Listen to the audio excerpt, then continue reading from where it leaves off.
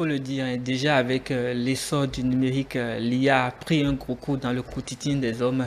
Grâce à cet instrument, nous arrivons quand même à améliorer la qualité de notre productivité et aussi nous arrivons à produire certains produits avec célérité. Je veux parler bien sûr des machines. Aujourd'hui, on a la possibilité même de corriger nos documents sous forme littéralement rédigée. C'est un outil assez important aujourd'hui dans notre société et nous ne pouvons pas nous en passer si nous savons bien faire usage. Au Bénin, actuellement, les étudiants utilisent très mal l'intelligence artificielle. Pour utiliser l'IA, il faut d'abord soi-même connaître avant de commencer par lui poser des questions parce que l'IA ne nous dit pas toute la vérité ou que l'IA, sur des questions, se plante.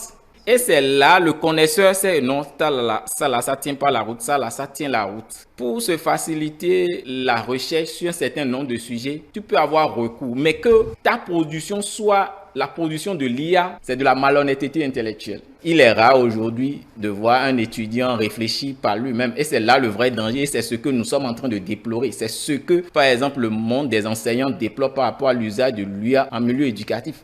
L'humain restera toujours l'humain. On parle d'intelligence artificielle et on parle d'intelligence biologique.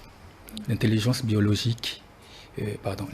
artificielle est créée par l'humain. Donc à un certain moment, lorsque vous n'arrivez pas à vous reconvertir, lorsque vous n'arrivez pas à vous réinsérer professionnellement, ne soyez pas étonnés que l'IA qui facilite grandement les choses vienne vous remplacer. L'IA est le meilleur outil pour faire des tâches chronophages, des tâches à répétition. Elle le fait avec plus de rapidité même que l'humain. Mais qu'il y a des domaines dans lesquels l'IA ne saura jamais remplacer l'humain. Par exemple, le secteur de la santé, le monde a toujours connu des révolutions.